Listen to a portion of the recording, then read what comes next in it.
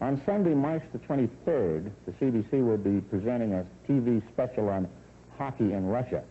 And Hockey Night in Canada thought it would be a good idea to have a sneak preview of that important show. So we've asked the writer and the chief researcher to be with us tonight, so we're happy to welcome from the Globe and Mail and a former colleague on Hockey Night in Canada, Scott Young. It's been a long time, Yes. back to the golden years of hockey television. That's right. Mm-hmm. Scott, you know, when all hockey fans think about Russia and hockey, we have a feeling that they discovered the game just 2 decades ago. Now, is this so? Well, been there for, what, 6 weeks altogether? Yeah, they started to play our game, really, in '46, but when we were over there, we discovered that they'd been playing a game called bandy ever since the 19th century, around the end of it. Mm-hmm. They have a stick that's something like a field hockey stick, a little ball, which is made of twine wrapped around a cork center, and they play on a frozen soccer field. 11 men to a side, no substitutions, goalkeeper has no stick, just plays with a pair of gloves and a great big goal. But basically, all the hockey moves are there, and they've been playing that game for 70 years. They stayed on this as Yeah. a game. Mm-hmm. Well, now then, from this bandy ball game on the soccer field, how do the youngsters get into organized hockey? Well, actually, organized hockey, or as they call it, shai-boo hockey, which means puck hockey, has taken over from bandy. Bandy, I think, drew 25,000 in a game a few weeks ago there, but most of the kids start in our hockey.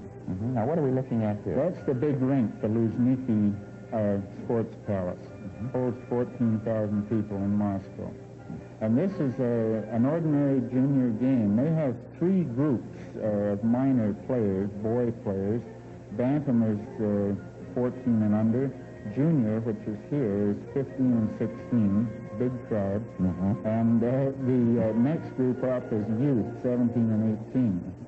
And one of these teams comes from Sverdlovsk, the chaps in the light sweaters, and the other is the Moscow Central Army Club, a junior team. Mm-hmm. Interesting, their award, in this class of hockey, helmets aren't compulsory, but in the senior league, the big teams, they are, which is the reverse from ours. Now then, there's no organized below 14. No, there's but no atoms or squirt. no, but they've got all the, kids in overshoes and kids on skates playing on rivers, ponds, and everywhere you look. Well, now, isn't there some kind of an association? You mentioned one of the teams there where they tie up with a club, a sports club. Yes, well, now, the Army Club in the red there, the dark uniforms, they are one of 7 clubs that go from like 13 years old up to the senior Army team. Incidentally, that's why their uniforms look a little worn. They're passed down, from one team to the other. Did you have any trouble shooting this film at all when you were in Not a bit.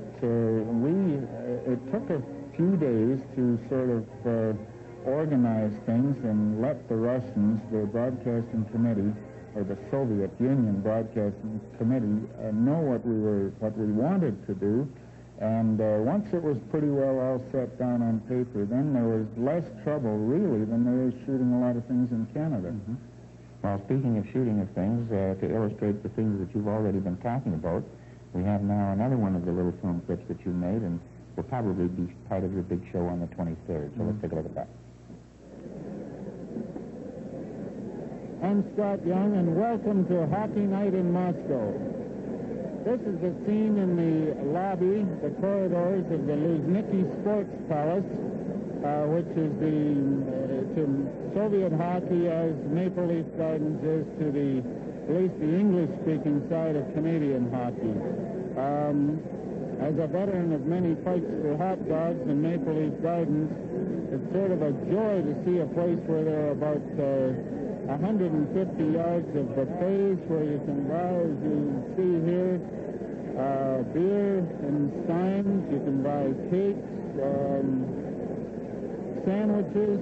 Beer and a sandwich cost about 45 cents per boat. You can even buy apples here, and I remember seeing them first. I thought that would be too dangerous to put in the Maple Leaf Gardens. with all those fans that might run out of eggs and start throwing them. I thought Soviet fans might be a little more gentlemanly about it. But in the first period of the game here tonight, which is between Spartak and Dinamo, two of the best teams in the Soviet Union, there actually was a half-eaten apple thrown at the referee over one decision. I was very surprised. The people here apparently have come pretty well straight from work. The subways began to be crowded about 6 o'clock. The game started at 7:30. By 6:30, a quarter to 7, people were flowing up those subway escalators across this 450-acre Luzhniki sports complex and into the rink to grab a sandwich and a beer before they sat down to watch the game. There are about 14,000 people in the rink. This is a Wednesday night. The game started at 7:30.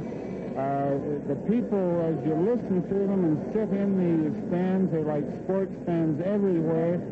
This was a wonderful period of hockey, and you got a chance to hear the little nuances of, I guess, sports fandom everywhere. Like one time when Spartak was shorthanded, the great player Mayarov was out killing a penalty.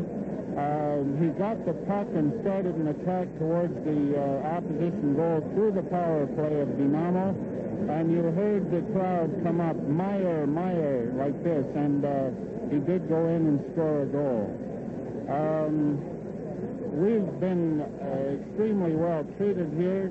You can see an armband here which identifies me as being a part of management of the Luzhniki Sports Palace, and I must say this is something, an honor that was never offered to me around Maple Leaf Gardens.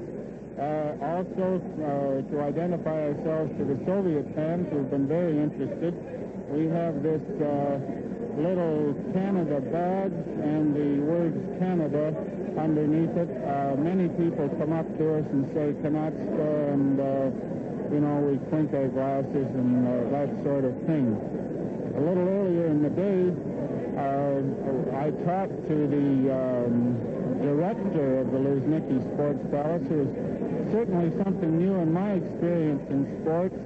This terrific place, staff of 400 people, is run by a woman, Anna Sinilkina.